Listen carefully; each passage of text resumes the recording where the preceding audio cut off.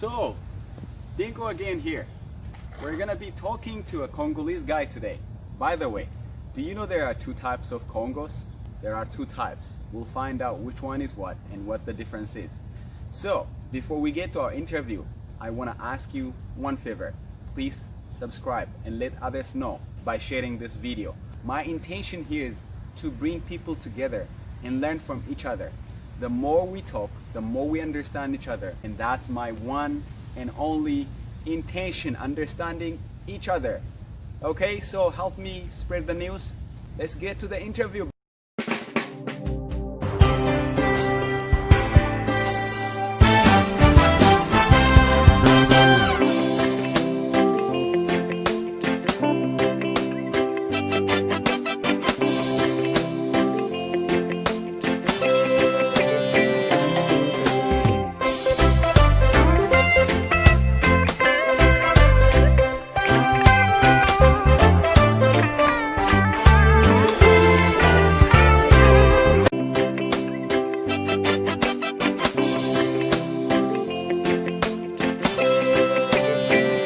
So let's hear, your name is Gandhi? That's right. And how come are you named Gandhi? Is it the same name as Mahatma Gandhi in India?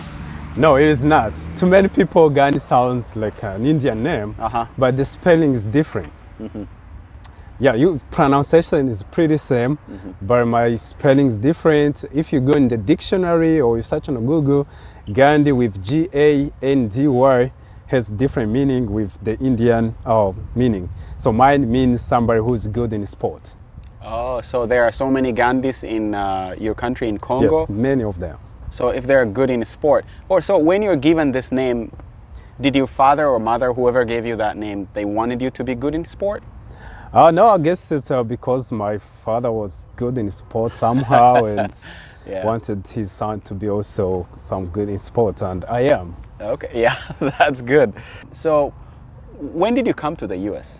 I came to the US in September 2016. I'm about to celebrate 4 years in America. Congratulations. Thank you. Yeah, so coming here, how was it like? Did you come as a student, or how was the travel or the process here?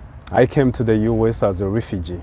Refugee. Yeah, I was resettled by US Committee for Refugees and Immigrants. So I was eligible to come to US in the program of refugee resettlement. So when you were a refugee, were you in a refugee camp? I fled my country in 2009. So I lived in the refugee camp in Uganda. So I have lived there over 7 years. 7 years? Wow, how was it like? So you were a child when you left your homeland? Yeah, I was 18 when I left my country in 2009. So, it was very challenging to live as a refugee in a neighboring country where you have no right to work, you have no right to do business, your rights are limited in the refugee settlement. Wow. So if I may ask, why did you leave your country?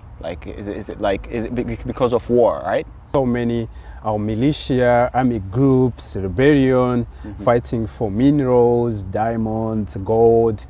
So all this militia do, they attack place they know they can get those minerals. So that's what happened to my village. They attacked my village and they killed whoever they came across, including my father and mother. Oh, I'm really sorry, man. That's what happened. I'm really sorry. Do you have siblings? Yes, I have 2 sisters and 1 brother that we live together here in St. Louis. Oh, so they live here? Yes. So you were in refugee camp together? With them, yes. Okay. Or what do you want, America to do? As somebody who was a refugee and who has experienced that, what do you want Americans to know about refugee life? Right, so the U.S. refugee program, they really need to know the suffering the refugees are going through, and also need to increase the number of refugees coming to the U.S. As these people have no hope to go back in their home country because of war, because everything was taken. So the only hope is to be resettled. Okay. Yeah. So you have been living in America for 4 years now. Almost 4 years. Okay. So are you ready to be a citizen? Maybe after 1 year, right? Yes. Pretty excited to be citizen by next year. Yeah. Have you started studying U.S. history and government questions? Oh yes, every day. Who was the first president? Oh, George Washington. Oh, that's very easy. So when you came to America, were you speaking English like this or? A little English. So how many languages do you speak? I speak 5 languages. 5? I speak only 3, and my English You're is almost still then to me. You're next to me. a long way to go. Wow. So what other language you speak? English, Swahili? French, Kinyarwanda, and Kirundi. You're very lucky, man. So in Congo we speak more than 300 languages, and every community have their own languages. Wow. So I yeah, have that's awesome. 2 languages. You can survive in Europe, in America, anywhere, yes. man. And I'm that's learning awesome. Spanish too, so I can survive in the Latin America. Wow, you speak Spanish I too? never stopped learning. Yes. Anyway, so when you came to the US, what was your expectation like? Did it meet like your expectation? No, absolutely not. No. The way Tell I us, thought yeah. America is, it was not. What was your expectation like? I thought America is a paradise. Yeah, okay, so what happened? Like, what was the image like when you were in a refugee camp or in Congo? You know, I cannot speak for everyone, but my friends and many people that I know think United States is a paradise based on what they see on TVs, on music, Hollywood in the movies. news, in the Hollywood. But Yeah. there is something else that should not be considered that's the whole America is. It's not. So when I came to the US, I thought everyone is wealthy, everyone is rich. Surprisingly, I saw people with small posters saying, "Help homeless, I don't have a home, I don't have food, I'm hungry." Yeah. That was a surprise, but also a shock to see somebody in the US, in the powerful country, that cannot afford basic needs. Yeah, I think I share some of that too, because we come from Africa. Basically, many of the countries in Africa are like developing still. Some are not developed. So when we think of the US, because the US is the most powerful and richest country, and then you think that way, you know, everybody is rich. But anyway, so what's one more stereotype about America? I know you can't speak for everybody, but in general, based on what we see on American TVs, show busy, we thought all black Americans are like Rick Ross or 50 Cent. They are rich, they have everything they need. Yeah. Which is not like they true. were rappers. There's rappers. We thought all black are rappers in America. So, what makes Congo unique? And by the way, there are two types of Congos. 2 Congo, Yeah, so tell us about that. There's Democratic Republic of Congo and Congo Republic with capital city Brazzaville. So the country Democratic Republic of Congo, where I came from, is the 2nd largest country on the continent with capital city Kinshasa. So you should not confuse. Also is have almost 90 million. So the Congo, the Republic of Congo, which is in the west, is a small country with that was colonized by France, while Congo was colonized by Belgium. So we just separated by Congo River. Okay. Yeah. So you Congos. just drive 15 minutes from Kinshasa to Brazzaville. You know, to go to Kinshasa, you might end up in Brazzaville, so watch out for that. So what makes Congo, Kinshasa, your country, unique among like African countries or even from the world? What's so unique? I think many people know that Congo is one of the richest mineral country. All the types of minerals in the world are found in Congo. So what are some of the stereotypes that you have heard about Africa, or specifically Congo, or any other African country?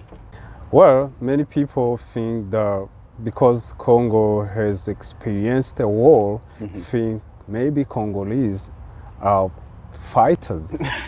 All of them like... which is not true. We are peaceful people. The government has failed to stabilize the country.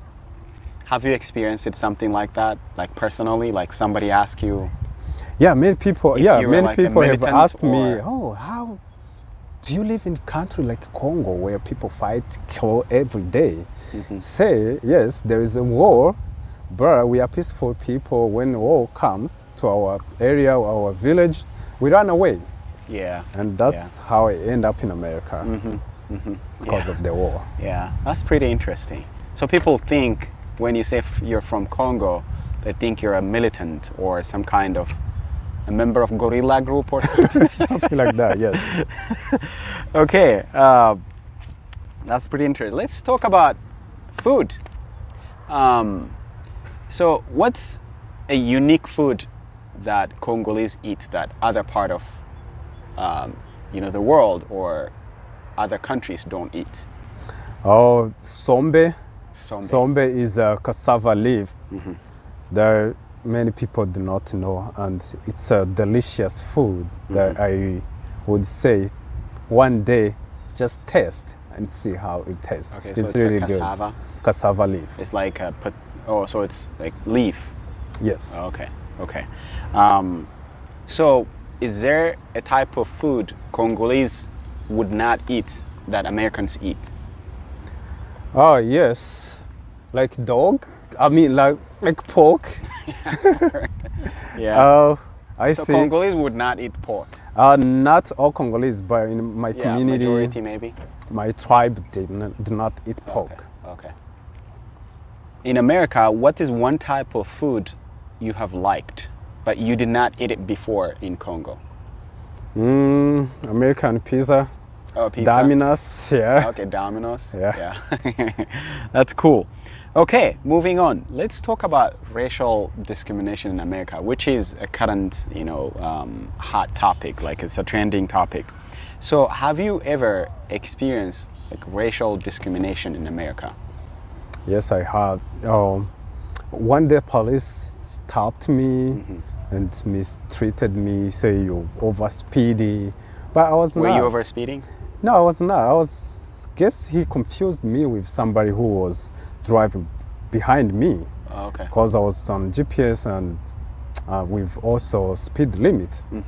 And he tried to intimidate me and mistreated me and fairly judged. What did he tell you? What did he say? Like, do you remember? Did he give you a ticket or something? No, he did not give me a ticket because I was not on the speed. He just stopped me and say, "You over speeded. You know the speed limits." I explained clearly that this is the GPS I was on and the speed limit, and I never over speeded. So it was ended up in disagreeing, but finally he did not give me a ticket. Okay. Yeah. And what do you feel like? I know you are going to be an American. Do you think, or do you want to be? Let me ask you this way: do you want to be considered an African American or a Congolese American? I mean, when you got your citizenship, then you are an American citizen, but an American citizen is citizen with African origin. So specifically, Democratic Republic of Congo. Yeah. So you just want to be considered like American. Yes. Yeah. Period. But in terms of, I'm asking this because I was invited to this panel discussion once with another Kenyan, and then basically most of the people say I am a Ghanaian American, not African American, or like a Moroccan American, not African American. So because of the cultural differences, I guess. I mean, you're calling somebody an African American, you're a citizen, and they still call you an African American. That is the identity that the government has given to black people. But I wonder why somebody who is from France or Bosnia, they don't call Bosnian American or Franco American. But that's the identity that they give us. But we know who we are. Yeah. They should not call us other names. If you're an American, you're a citizen, then you're an American citizen. Yeah. We know where we came from. They should not add us other identity. Okay. Yeah. Okay. Let's say you go back, and what is one thing that you want them to learn about America? Well, I would tell my fellow Congolese that United States of America is not a paradise as many people think. It's a good country with so many opportunities that you may not find elsewhere in the world, but don't think America is a paradise. What do you think is one quality that Americans have? It's our freedom of speech. Okay. You can speak. You can your basically mind. say anything. Yes. And don't worry about and it. nobody will run behind you, say, why did you say this? You started. That's something that is pretty unique that I have seen in America. And then what's one thing, my final one thing you wish people or the world knew about Congo? Oh, yeah, Congo is a peaceful country. Congolese are peaceful people, but a country has been damaged by war.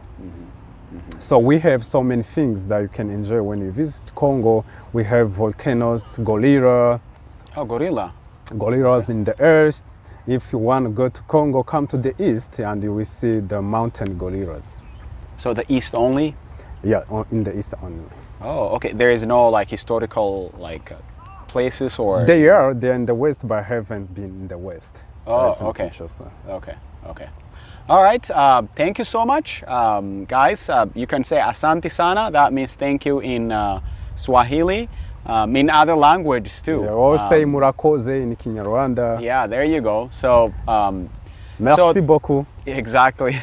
Thank you so much, and please join this channel by subscribing and sharing. And until the next episode, peace out. Ciao.